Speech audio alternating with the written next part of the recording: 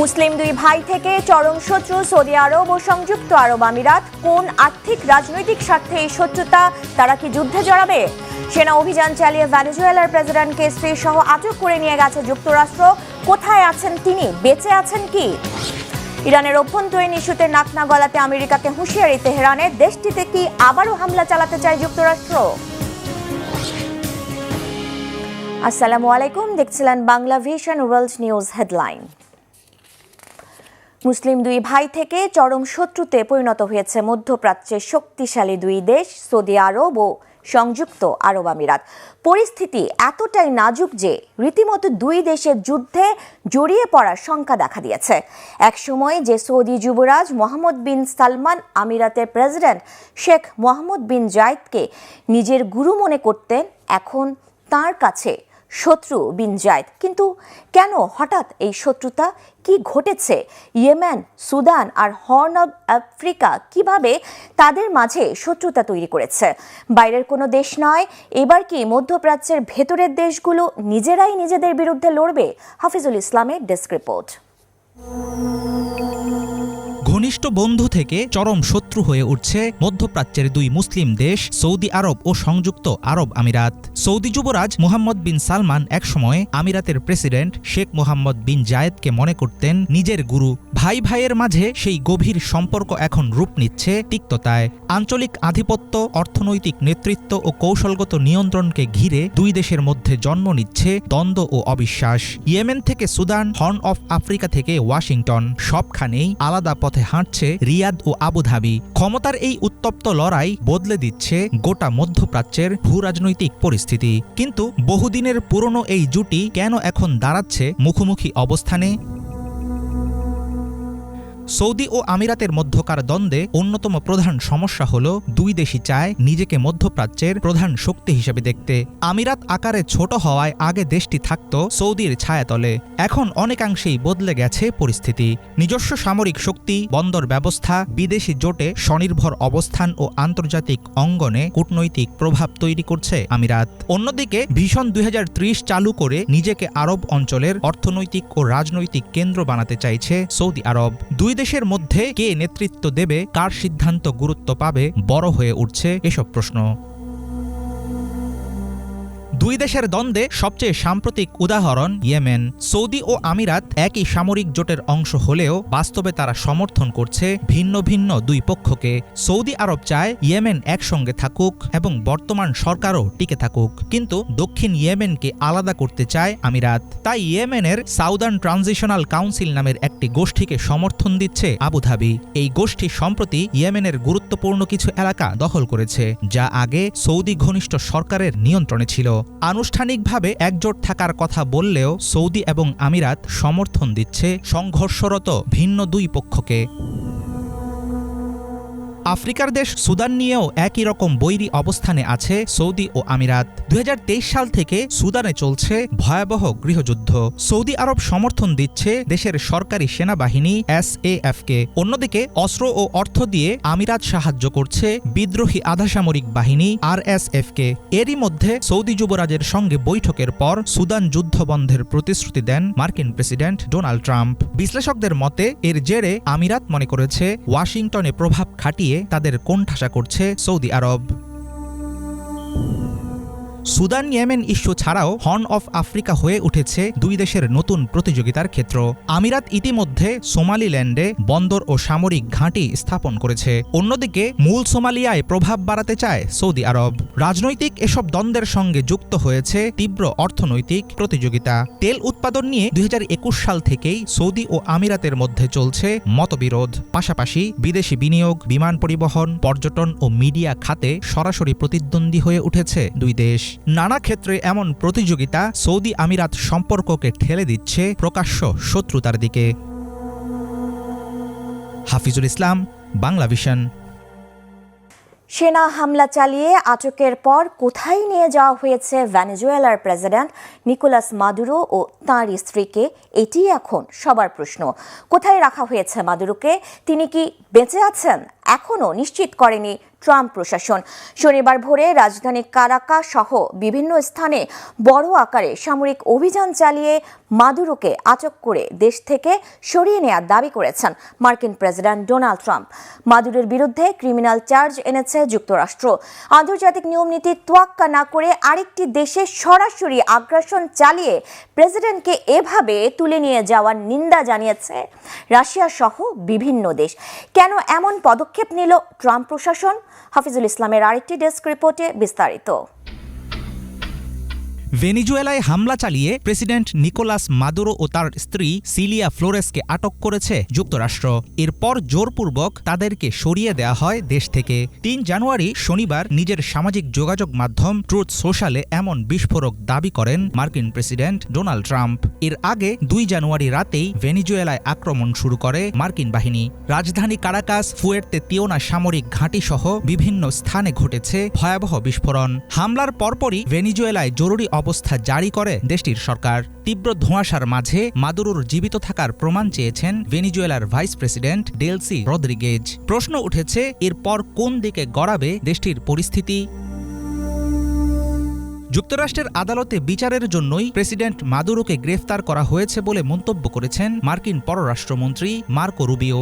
এরপর ভেনিজুয়েলার উপর আর কোনো হামলা হবে না বলেও জানিয়েছেন রুবিও। এমন দাবি একজন রিপাবলিকান সিনেটরের। চলমান উত্তেজনার মধ্যে মার্কিন কর্মকর্তাদের বরাতে প্রভাবশালী গণমাধ্যম সিবিএস নিউজ জানিয়েছে, প্রেসিডেন্ট নিকোলাস মাদুরো ও তার স্ত্রীকে আটকের দায়িত্ব পালন করে মার্কিন সন্ত্রাস বিরোধী শীর্ষ ইউনিট ডেল্টা ফোর্স। মার্কিন হামলার প্রতিক্রিয়ায় জাতিসংঘের নিরাপত্তা পরিষদের জরুরি বৈঠক আহ্বান করেছে ভেনিজুয়েলা। দেশটির বিরুদ্ধে সশস্ত্র আগ্রাসনের তীব্র নিন্দা জানিয়েছে রাশিয়া। ত্রিনিদাদ ও টোবাগোর পররাষ্ট্র মন্ত্রণালয় জানিয়েছে, প্রতিবেশী ভেনিজুয়েলায় মার্কিন সামরিক অভিযানে তারা অংশগ্রহণ করেনি। প্রেসিডেন্ট ডোনাল্ড ট্রাম্প বহুদিন থেকেই অভিযোগ করে আসছেন, ভেনিজুয়েলাকে মাদকের অভয়ারণ্য ও পাচারকারী নেটওয়ার্কের কেন্দ্র বানিয়ে ফেলেছেন প্রেসিডেন্ট নিকোলাস মাদুরো। অবশ্য কারাকাস বরাবরই মার্কিন প্রশাসনের তোলা এসব অভিযোগ অস্বীকার করে আসছে। ভেনিজুয়েলা থেকে প্রেসিডেন্ট মাদুরোকে জোরপূর্বক অপসারণের ব্যাপারে ট্রাম্পের দাবি সত্যি হলে এই ঘটনা হবে মার্কিন উগ্রপন্থী শিবিরের জন্য বিশাল এক সাফল্য। প্রেসিডেন্ট মাদুরো ও তার স্ত্রীর বর্তমান অবস্থান সম্পর্কে নিশ্চিত হতে পারেনি ভেনিজুয়েলা সরকার। প্রেসিডেন্টকে কিভাবে আটক করা হয়েছে, কোথায় নিয়ে গেছে মার্কিন বাহিনী, সেসব নিয়েও বিস্তারিত কোনো তথ্য দেননি ট্রাম্প। ফলে হামলা ও আতঙ্কের মাঝে গভীর অনিশ্চয়তায় আছে লাতিন আমেরিকার দেশ ভেনিজুয়েলা। মাদক বিরোধী অভিযান নিয়ে যুক্তরাষ্ট্র ভেনিজুয়েলার পাল্টাপাল্টি উত্তেজনার মাঝে গত 2 মাস ধরে লাতিন আমেরিকার সাগরের দাপট দেখিয়েছে আমেরিকা। ভেনিজুয়েলার উপকূলীয় অঞ্চলের কাছে মার্কিন যুদ্ধজাহাজ, ফাইটার জেট, সাবমেরিন ও ড্রোনের টহল তৈরি করেছে যুদ্ধের আতঙ্ক।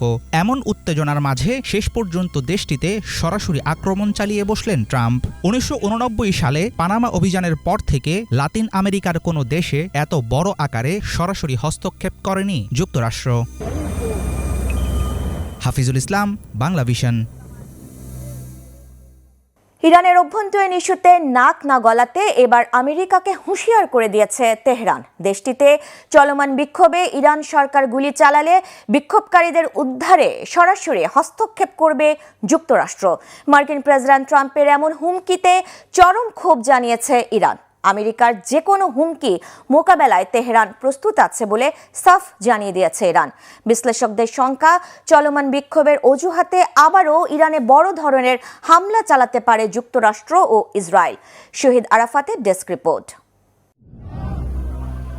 পরমাণু ইস্যুতে নানা নিষেধাজ্ঞা আর হুমকির পর এবার ইরানে বিক্ষোভকারীদের উস্কে দিচ্ছেন মার্কিন প্রেসিডেন্ট ডোনাল্ড ট্রাম্প। তেহরানকে অস্থিতিশীল রাখার যে চেষ্টা, তার 16 কলা পূর্ণ করতে শুক্রবার সামাজিক যোগাযোগ মাধ্যমে প্রেসিডেন্ট ট্রাম্প লিখেন, ইরানের চলমান বিক্ষোভে সরকার বিক্ষোভকারীদের ওপর কোনো গুলি বা সহিংসভাবে হত্যা করলে যুক্তরাষ্ট্র তা মেনে নেবে না। আন্দোলনকারীদের রক্ষার্থে প্রস্তুত যুক্তরাষ্ট্র। তবে যুক্তরাষ্ট্রের এই হুমকিতে তীব্র নিন্দা জানিয়েছে ইরান।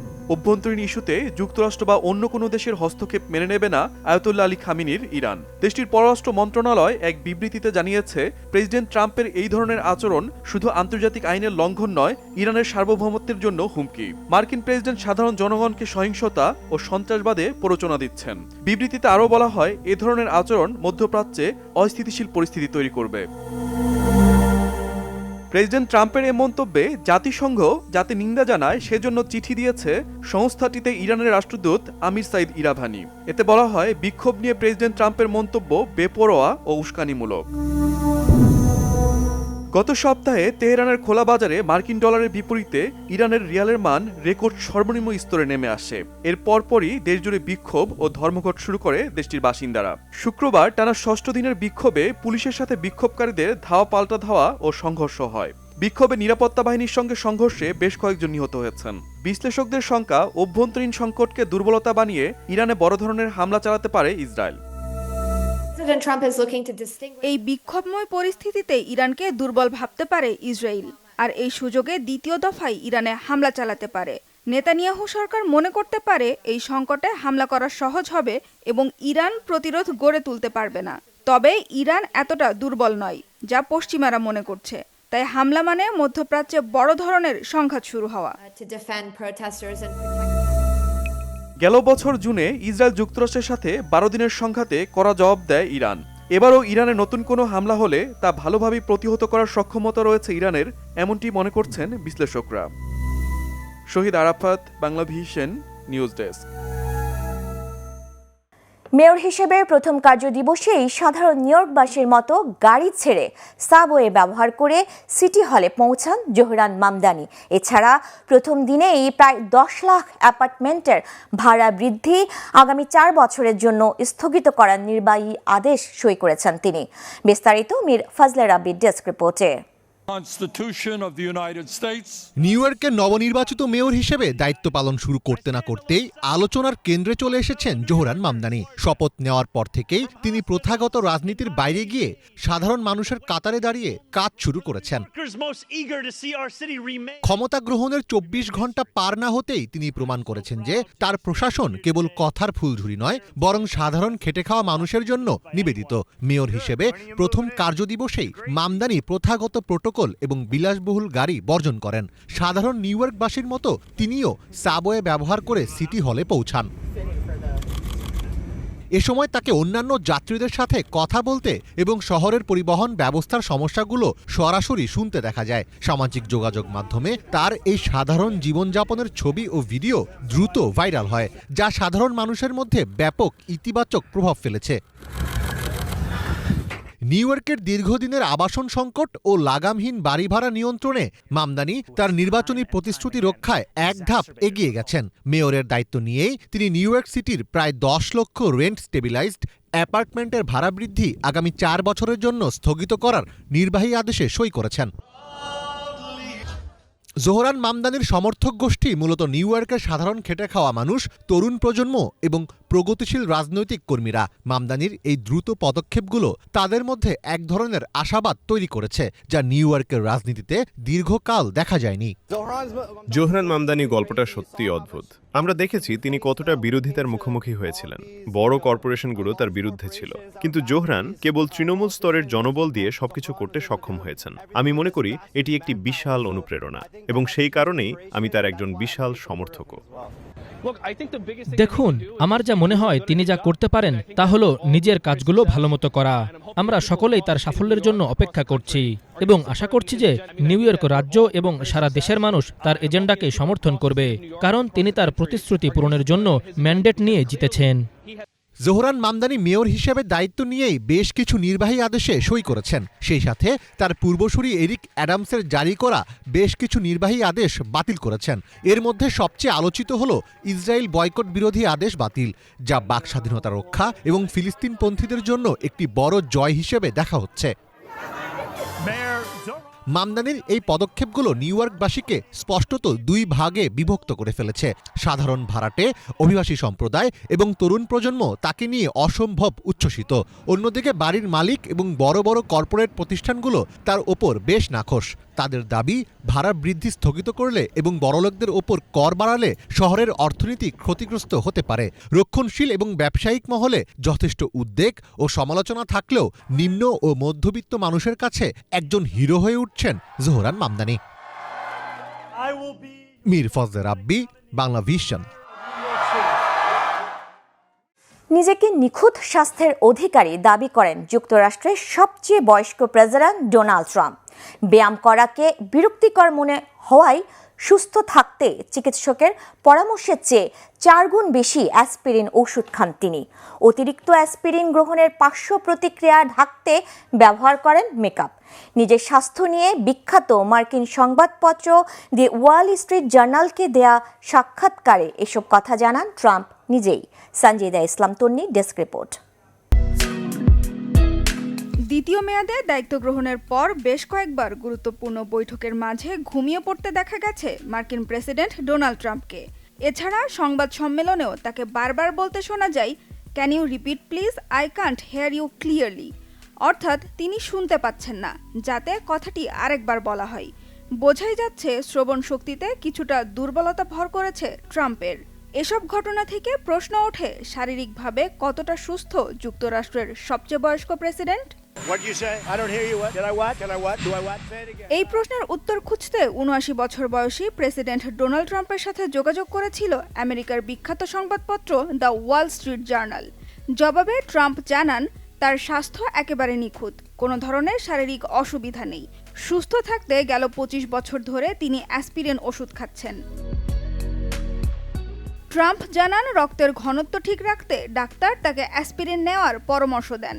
তবে ডাক্তার তাকে প্রতিদিন মাত্র ৮১ মিলিগ্রাম ওষুধ খাওয়ার পরামর্শ দিলেও ট্রাম্প নেন ৩২৫ মিলিগ্রাম অ্যাসপিরিন। ডাক্তারের কথায় নিজের বহু বছরের অভ্যাস বদলাতে চান না বলেও জানান তিনি। মার্কিন প্রেসিডেন্ট আরও জানান, শুধুমাত্র গলফ খেলা ছাড়া আর কোনো ধরনের শারীরিক ব্যায়াম করা তার কাছে বিরক্তিকর বিষয়। তাই বিকল্প পদ্ধতি হিসেবে তিনি অতিমাত্রায় অ্যাসপিরিন গ্রহণ করেন, যার পার্শ্ব প্রতিক্রিয়ায় তার হাতে কালশিটে দাগ দেখা যায়, যার সমাধানও বের করেছেন প্রেসিডেন্ট নিজেই। হাতের কালো দাগ ঢাকতে ব্যবহার করেন মেকআপ। এর আগে সিটি স্ক্যান করিয়েছিলেন ট্রাম্প। এতে তার হৃদযন্ত্রের কোনো সমস্যা নেই বলে নিশ্চিত করেছেন চিকিৎসকরা। তবে শিরায় বার্ধক্যজনিত সাধারণ সমস্যা ধরা পড়ে। ডাক্তার কম্প্রেশন মোজা পরার পরামর্শ দিলেও তার তোয়াক্কা করেননি। আরামদায়ক না হওয়ায় বিশেষ মোজা ব্যবহারের পরিবর্তে বাড়িয়ে দিয়েছেন হাঁটা চলা, যা নাকি তার পায়ের ফোলাভাব কমিয়ে দিয়েছে। জনসমক্ষে বৈঠকের সময় ঘুমিয়ে পড়া বা কানে কম শোনার প্রসঙ্গে ট্রাম্প বলেন, তার শ্রবণ শক্তিতে কোনো সমস্যা নেই, আর দীর্ঘ মিটিংয়ে কিছুটা আরাম পেতে মাঝে মাঝে চোখ বন্ধ করেন, আর কখনো কখনো চোখের পলক ফেলার মুহূর্তে তাকে ঘুমন্ত মনে করে ছবি তোলা হয়। ট্রাম্পের বক্তব্যকে সমর্থন জানিয়ে তার চিকিৎসকের দাবি, ডোনাল্ড ট্রাম্প অসাধারণ স্বাস্থ্যের অধিকারী এবং প্রেসিডেন্ট হিসেবে দায়িত্ব পালনের জন্য পুরোপুরি উপযুক্ত। সঞ্জিদা ইসলাম তন্নি, বাংলা ভিশন, নিউজ ডেস্ক। এই ছিল আজকের মতো, সাথে থাকায় ধন্যবাদ।